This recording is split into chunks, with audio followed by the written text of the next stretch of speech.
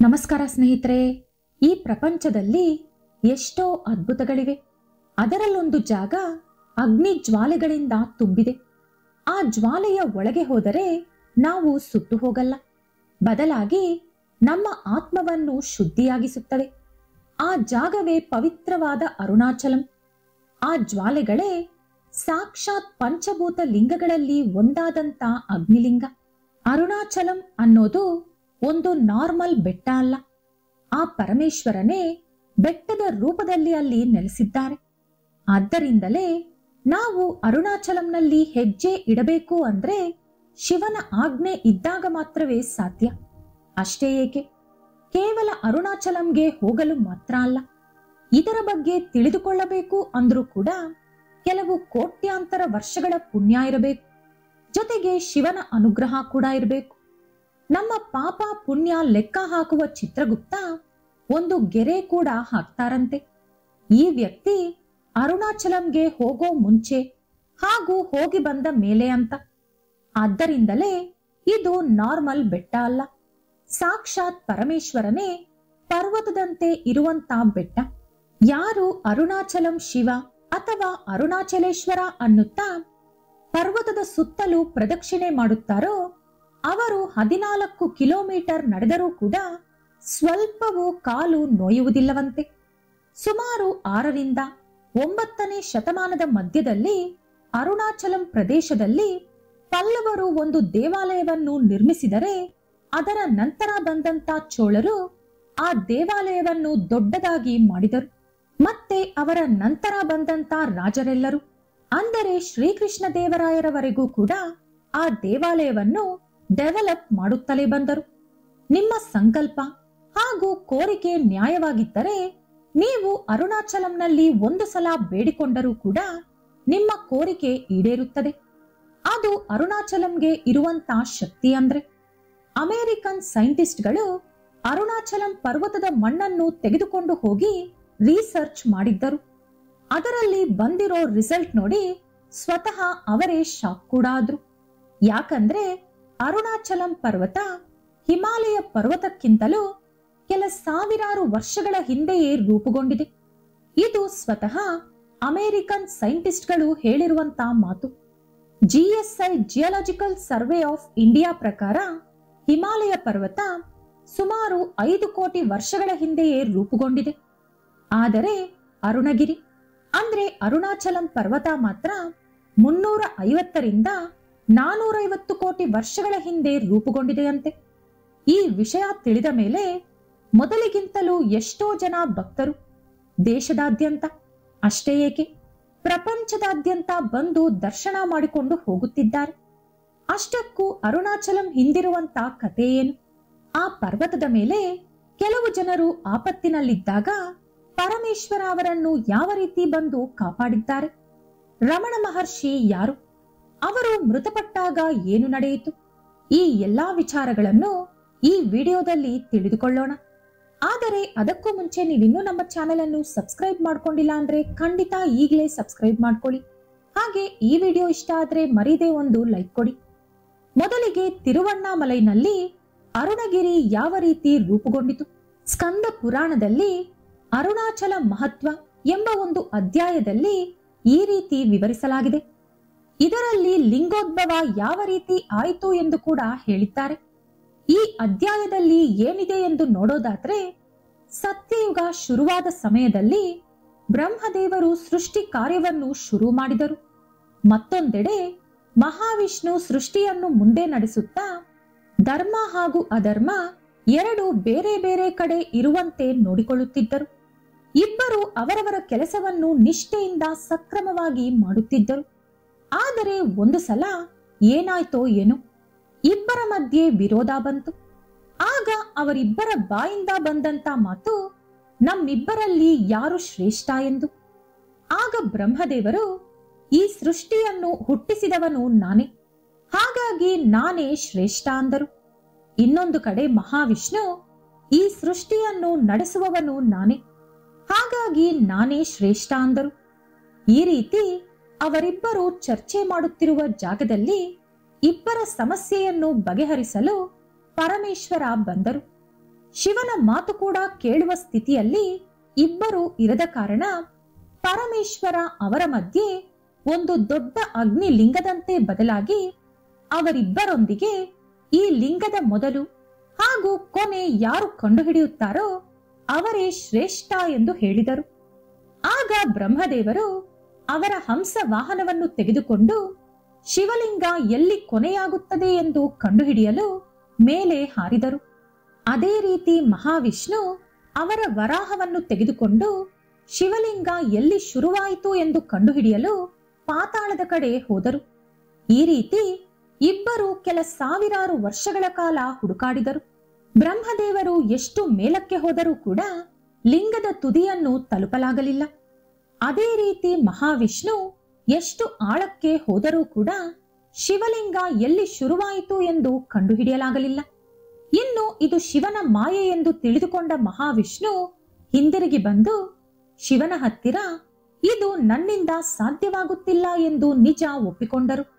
ಆದರೆ ಬ್ರಹ್ಮದೇವರು ಮಾತ್ರ ಹುಡುಕುತ್ತಲೇ ಮೇಲೆ ಹೋದರು. ಆಗ ಒಂದು ಕೇದಿಗೆ ಹೂವು ಮೇಲಿಂದ ಕೆಳಗೆ ಬೀಳುತ್ತಿರುವುದು ಬ್ರಹ್ಮದೇವರು ನೋಡಿದರು.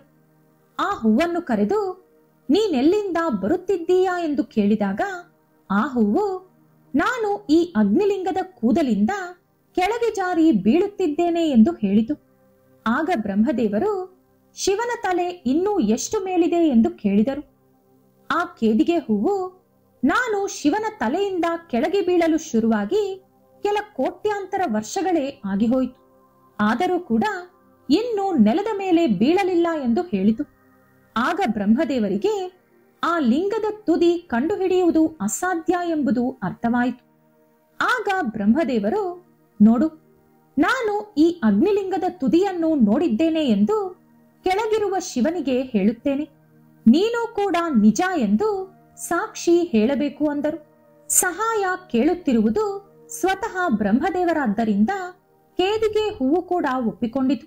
ಇಬ್ಬರು ಕೆಳಗೆ ಬರುತ್ತಿರುವಾಗ ಅಲ್ಲಿ ಅವರಿಗೆ ಒಂದು ಹಸು ಕೂಡ ಕಾಣಿಸಿತು. ಬ್ರಹ್ಮದೇವರು ಕೇದಿಗೆ ಹೂವಿಗೆ ಹೇಳಿದಂತ ವಿಷಯವನ್ನೇ ಹಸುವಿಗೂ ಕೂಡ ಹೇಳಿದರು. ಹಸು ಕೂಡ ಸುಳ್ಳು ಸಾಕ್ಷಿ ಹೇಳಲು ಒಪ್ಪಿಕೊಂಡಿತು. ಬ್ರಹ್ಮದೇವರು ಕೇದಿಗೆ ಹೂವು ಹಾಗೂ ಹಸುವನ್ನು ಕರೆದುಕೊಂಡು ಕೆಳಗೆ ಬಂದು ನೋಡಿದರೆ ಅದಾಗಲೇ ಅಲ್ಲಿ ಮಹಾವಿಷ್ಣು ಇದ್ದರು. ಬ್ರಹ್ಮದೇವರು ತನ್ನ ಮನಸ್ಸಿನಲ್ಲಿ ಈ ವಿಷ್ಣು ನನಗಿಂತಲೂ ಮುಂಚೆಯೇ ಬಂದಿದ್ದಾರೆ ಅಂದರೆ ಅವರು ಖಂಡಿತ ಲಿಂಗದ ಮೊದಲನ್ನು ಕಂಡುಹಿಡಿದಿರುತ್ತಾರೆ. ಆದರೆ ಅವರ ಹತ್ತಿರ ಸಾಕ್ಷಿಗಳಿಲ್ಲ, ನನ್ನ ಹತ್ತಿರ 2 ಸಾಕ್ಷಿಗಳಿವೆ ಅಂದುಕೊಂಡು ಅಲ್ಲಿಗೆ ಬಂದರು. ನೀನು ಲಿಂಗದ ಅಂತ್ಯವನ್ನು ಕಂಡುಹಿಡಿದೆಯಾ ಎಂದು ಪರಮೇಶ್ವರ ಕೇಳಿದ ತಕ್ಷಣ ಹೌದು ಎಂದರು ಬ್ರಹ್ಮದೇವರು. ಅದಕ್ಕೆ ಸಾಕ್ಷಿಯಾಗಿ ಹಸು ಮತ್ತು ಕೇದಿಗೆ ಹೂವನ್ನು ತೋರಿಸಿದರು. ಆ ಹೂವು ನಿಜವಾಗಲೂ ನೋಡಿದ್ದಾರೆ ಎಂದು ಸುಳ್ಳು ಹೇಳಿತು.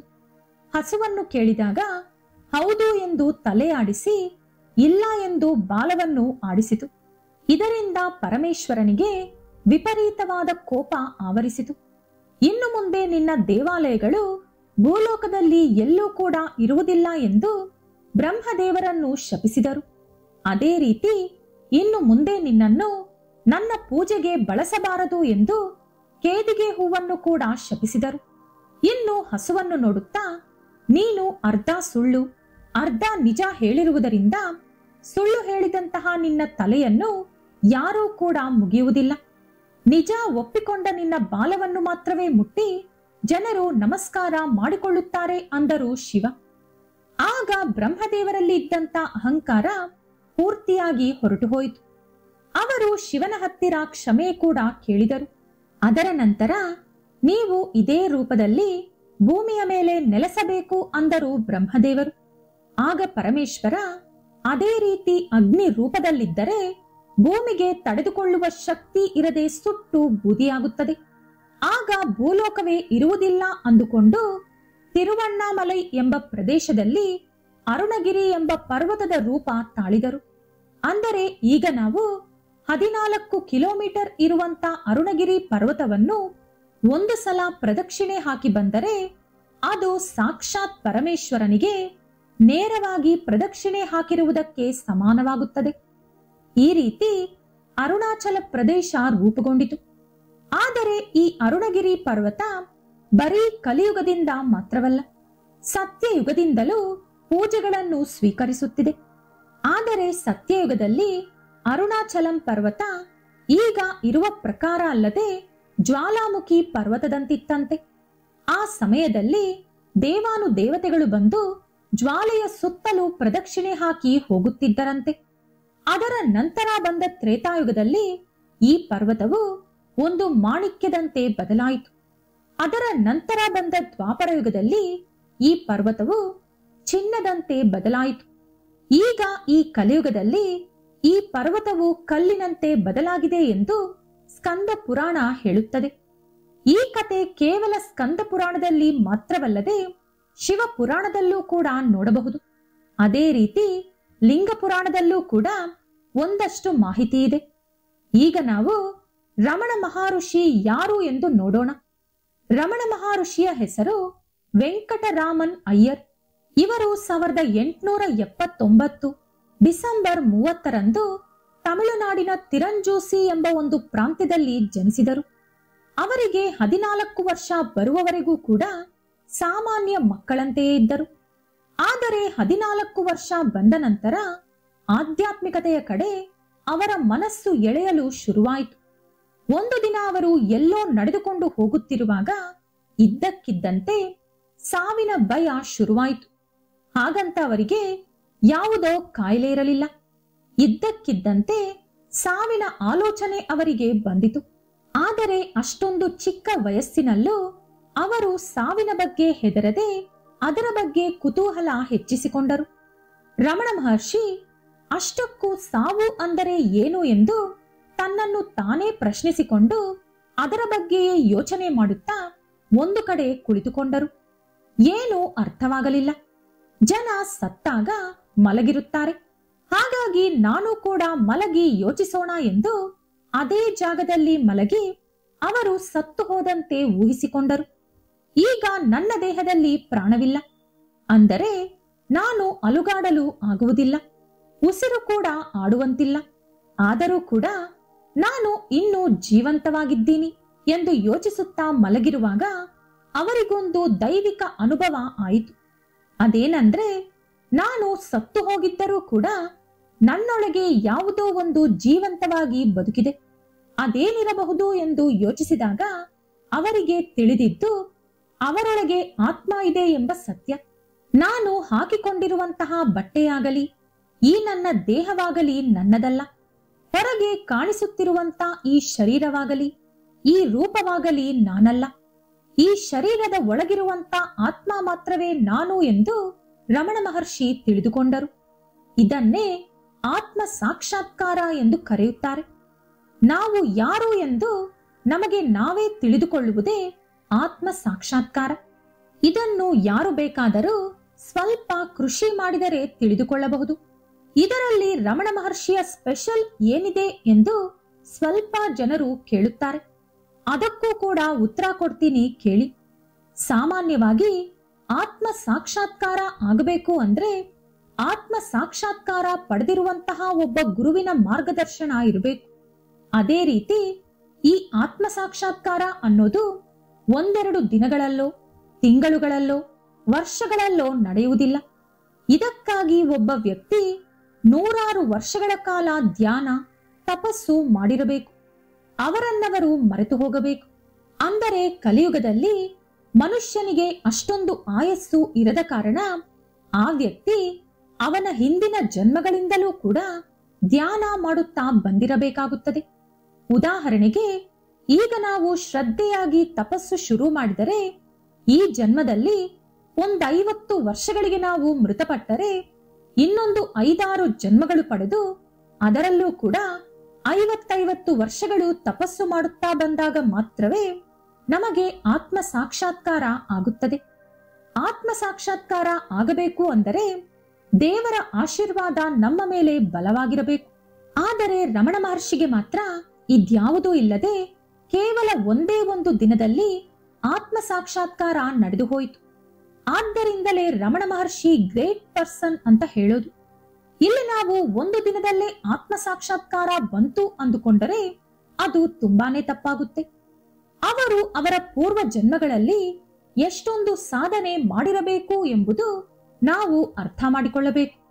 ರಮಣ ಮಹರ್ಷಿಗೆ ಯಾವ ಕ್ಷಣ ಆತ್ಮ ಸಾಕ್ಷಾತ್ಕಾರ ಬಂದಿತೋ ಆ ಕ್ಷಣವೇ ಅವರೊಳಗಿದ್ದಂತ ಅಲ್ಪ ಸ್ವಲ್ಪ ಅಹಂಕಾರವೆಲ್ಲ ಹೊರಟು ಹೋಯಿತು. ದೊಡ್ಡವರು ಚಿಕ್ಕವರು ಎಂಬ ಭೇದಾಭಾವ ಇಲ್ಲದೆ ಎಲ್ಲರನ್ನೂ ಕೂಡ ನೀವು ತಾವು ಎಂದು ಮಾತನಾಡಿಸಲು ಶುರು ಮಾಡಿದರು. ಆಗಿನಿಂದಲೂ ಅವರು ಪೂರ್ತಿಯಾಗಿ ಮಾತನಾಡುವುದನ್ನು ಕಡಿಮೆ ಮಾಡಿಬಿಟ್ಟರು. ಆದಷ್ಟು ಸನ್ನೆಯಲ್ಲೇ ಉತ್ತರ ಕೊಡಲು ಪ್ರಯತ್ನಿಸುತ್ತಿದ್ದರು. ಅದು ಆಗದಿರುವಾಗ ಮಾತ್ರವೇ ಬಾಯಿ ಬಳಸುತ್ತಿದ್ದರು. ಹಾಕಿರುವಂತ ಬಟ್ಟೆಯನ್ನು ಕೂಡ ತೆಗೆದು ಒಂದು ಚಿಕ್ಕ ತುಂಡನ್ನು ಮಾತ್ರ ಮೈಗೆ ಸುತ್ತಿಕೊಂಡರು. ಆಗಲೇ ವೆಂಕಟರಾಮನ್ ಆಗಿದ್ದವರು ರಮಣ ಮಹರ್ಷಿಯಂತೆ ಬದಲಾದರು.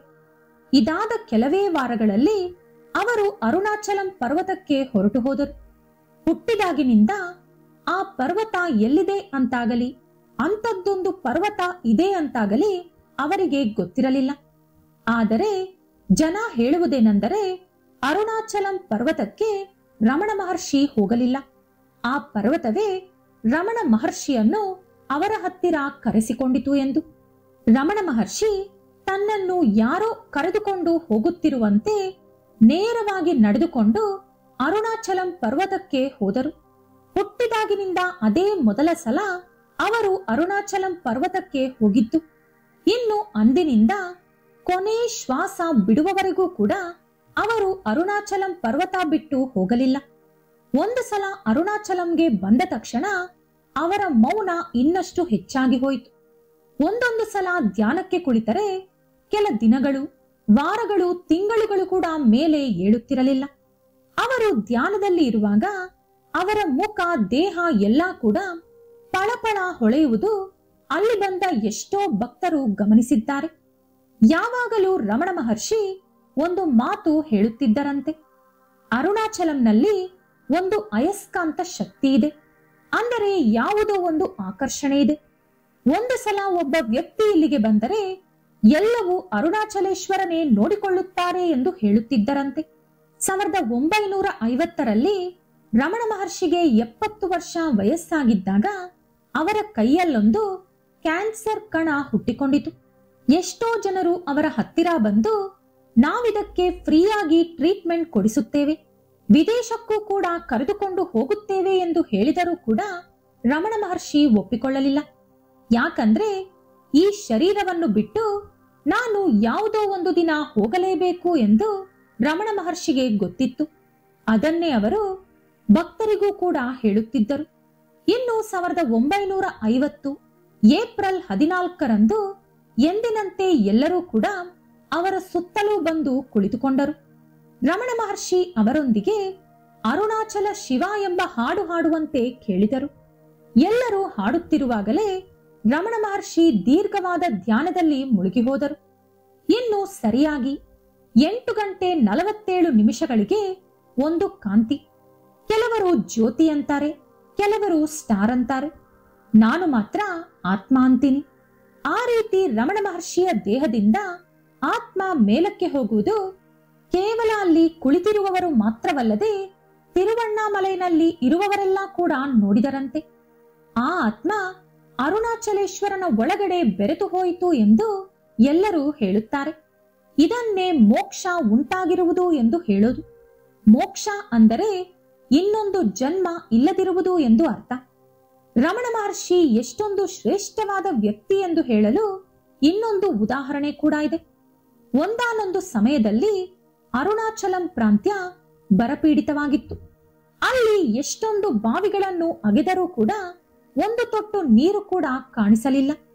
ಆಗ ಎಲ್ಲರೂ ಕೂಡ ರಮಣ ಮಹರ್ಷಿಯ ಹತ್ತಿರ ಬಂದು ಬಾವಿಯನ್ನು ಎಲ್ಲಿ ಅಗೆಯಬೇಕು ಎಂದು ಕೇಳಿದರು. ಆಗ ರಮಣ ಮಹರ್ಷಿ ಅವರು ಕೂತಿರುವ ಕಡೆಯೇ ಒಂದು ಚಿಕ್ಕ ಕೋಲನ್ನು ತೆಗೆದುಕೊಂಡು ಸ್ವಲ್ಪ ಹಳ್ಳ ಮಾಡಿದ ತಕ್ಷಣ ಅದರಲ್ಲೊಂದು ನೀರಿನ ಹನಿ ಕಾಣಿಸಿತು. ಅದರ ನಂತರ ರಮಣ ಮಹರ್ಷಿ ಆ ಜಾಗ ಬಿಟ್ಟು ಹೊರಟು ಹೋದರು. ಬಳಿಕ ಜನರೆಲ್ಲರೂ ಅದೇ ಜಾಗದಲ್ಲಿ ಬಾವಿ ಅಗೆದು ಅಲ್ಲಿಂದಲೇ ನೀರು ತೆಗೆದುಕೊಂಡು ಹೋಗಲು ಶುರು ಮಾಡಿದರು. ಈ ಬಾವಿಯನ್ನು ನೀವು ಈಗಲೂ ಕೂಡ ಅರುಣಾಚಲಂಗೆ ಹೋದಾಗ ನೋಡಬಹುದು. ಈಗ ನಾವು ಅರುಣಾಚಲಂ ಪರ್ವತದ ಪ್ರದಕ್ಷಿಣೆಯ ಬಗ್ಗೆ ತಿಳಿದುಕೊಳ್ಳೋಣ.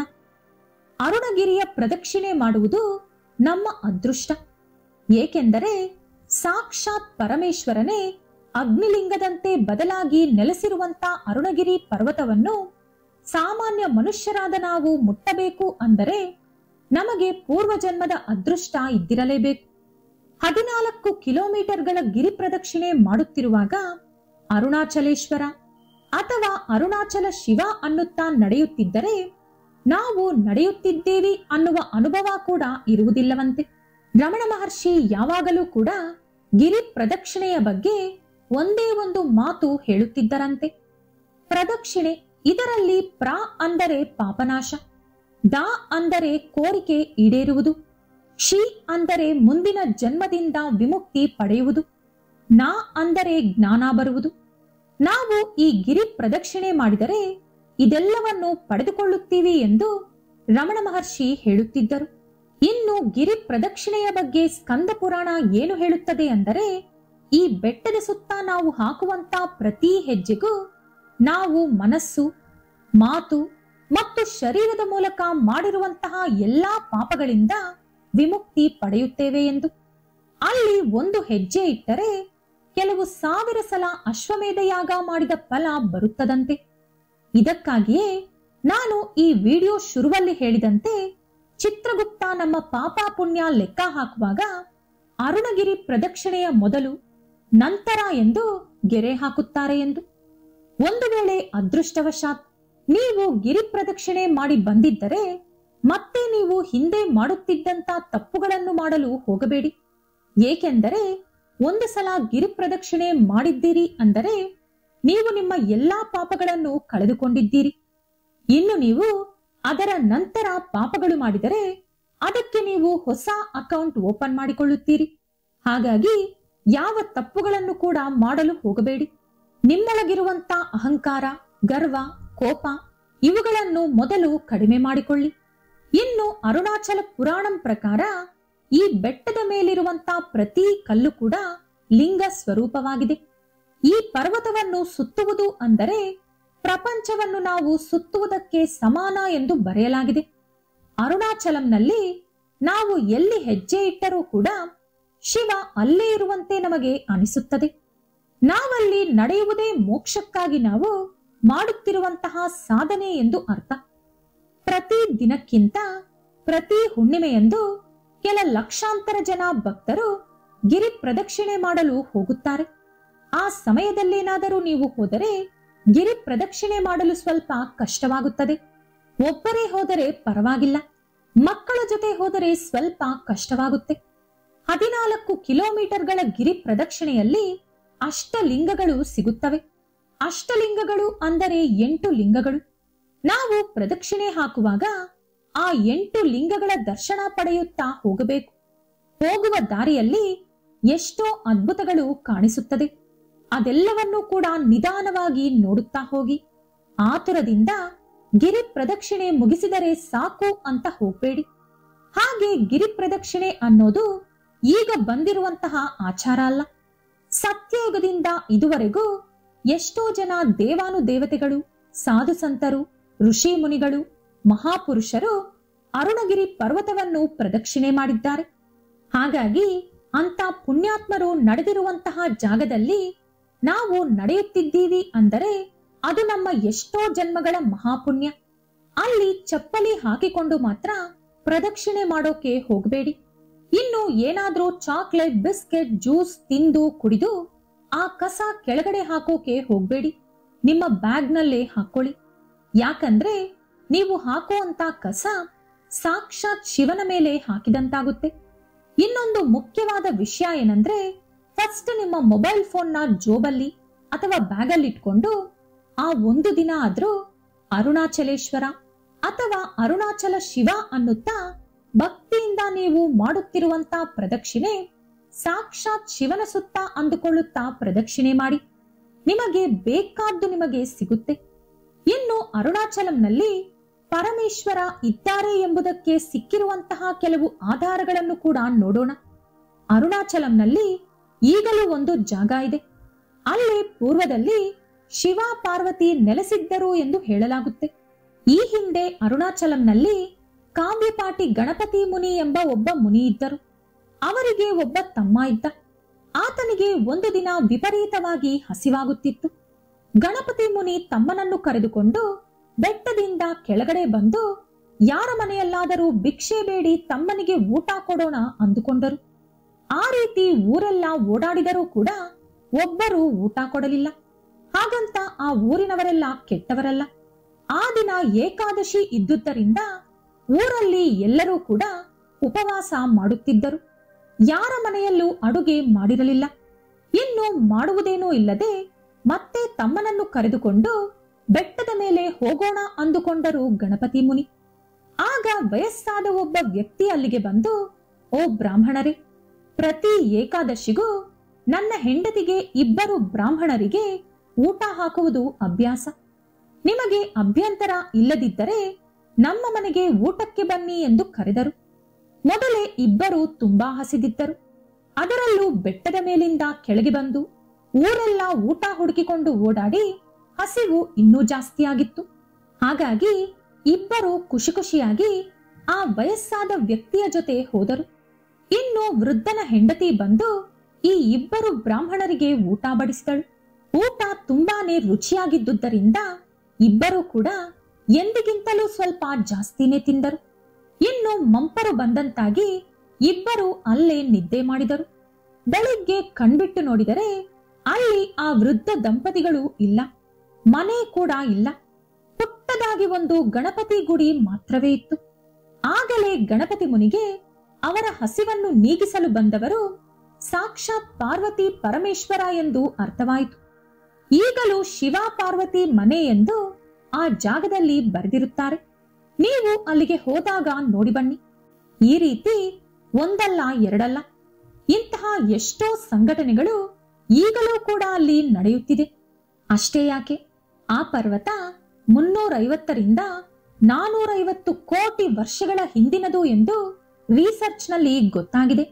ಅಷ್ಟೊಂದು ವರ್ಷಗಳಲ್ಲಿ ಎಷ್ಟೊಂದು ಸಲ ಪ್ರಳಯ ಆಗಿರಬೇಕು, ಭೂಕಂಪಗಳು ಬಂದಿರಬೇಕು. ಆದರೂ ಕೂಡ ಆ ಬೆಟ್ಟಕ್ಕೆ ಏನೂ ಕೂಡ ಆಗಿಲ್ಲ. ಆ ಒಂದು ಆಧಾರ ಸಾಕಲ್ವ, ಪರಮೇಶ್ವರ ಅಲ್ಲೇ ಇದ್ದಾರೆ. ಆ ಪರ್ವತ ಸ್ವತಃ ಪರಮೇಶ್ವರನೇ ಅಂತ ಹೇಳೋಕೆ. ನೀವು ಅರುಣಾಚಲಂಗೆ ಹೋಗಿದ್ದೀರಾ ಇಲ್ವಾ?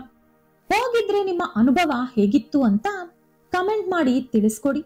ಯಾಕಂದ್ರೆ ಬೇರೆಯವರು ಕೂಡ ನಿಮ್ಮ ಕಮೆಂಟ್ ನೋಡಿ ಅರುಣಾಚಲಂಗೆ ಹೋಗಿ ಬರ್ಲಿ. ಈ ವಿಡಿಯೋ ನಿಮಗೆ ಇಷ್ಟ ಆದ್ರೆ ಲೈಕ್ ಮಾಡಿ, ಶೇರ್ ಮಾಡಿ. ಇಂಥ ಹೆಚ್ಚಿನ ಉತ್ತಮ ಮಾಹಿತಿಗಳಿಗಾಗಿ ತಪ್ಪದೇ ನಮ್ಮ ಚಾನೆಲ್ ಅನ್ನು ಸಬ್ಸ್ಕ್ರೈಬ್ ಮಾಡ್ಕೊಳ್ಳಿ. ನಾಳೆ ಮತ್ತೊಂದು ವಿಡಿಯೋದೊಂದಿಗೆ ಪುನಃ ಭೇಟಿಯಾಗೋಣ. ಧನ್ಯವಾದಗಳು.